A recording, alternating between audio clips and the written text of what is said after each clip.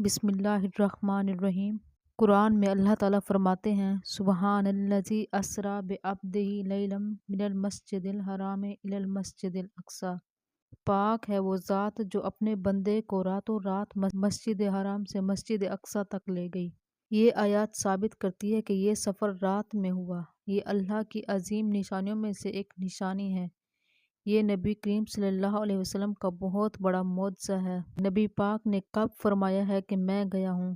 پہلا دعویٰ تو رب کریم نے فرمایا، پھر فرمایا سبحان الذی اسریٰ بعبدہ، میں نے سیر کروائی ہے اپنے خاص بندے کو۔ نبی کریم صلی اللہ علیہ وسلم نے فرمایا اللہ تعالیٰ نے اس رات میری امت پر 50 نمازیں فرض کی، پھر رحمت فرما کر 5 کر دی، مگر اجر 50 کا رکھا۔ یہ واحد عبادت ہے جو زمین پر نہیں بلکہ آسمانوں پر فرض ہوئی۔ دوسرا، اللہ سے ملاقات۔ اس رات میرے نبی کو اللہ تعالیٰ کا خاص قرب عطا ہوا۔ جنت اور جہنم کی سیر کروائی گئی، جنت اور جہنم کے مناظر دکھائے گئے، انبیاء علیہ السلام کی امامت کروائی گئی۔ تیسرا، امت کے لیے عظیم انعامات۔ حدیث میں آتا ہے جو شخص شرک نہ کرے اللہ اس کے بڑے بڑے گناہ معاف فرما دیتا ہے۔ رات میں کوئی خاص عبادت ثابت۔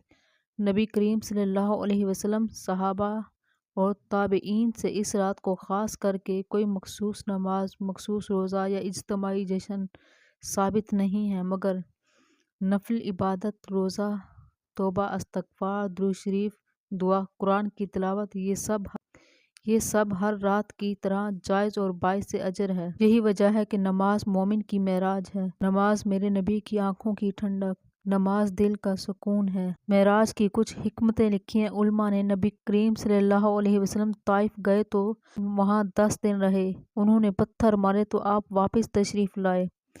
ایام وہ تھے کہ حضرت خدیجہ بھی وفات پا گئی۔ نبی کریم کے محبت کرنے والے چاچا حضرت ابو طالب بھی انتقال کر گئے۔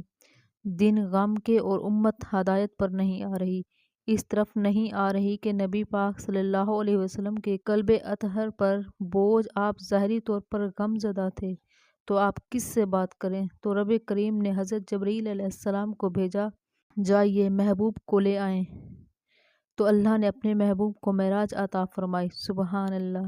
رسول صلی اللہ علیہ وسلم کو اللہ تعالیٰ نے اپنے خاص حریم میں بلایا اور تسلی دی کہ دنیا نے دیکھا کہ پورے روئے زمین پر اللہ پاک نے رسول پاک صلی اللہ علیہ وسلم کے دین کو غلبہ عطا فرمایا۔ سبحان اللہ۔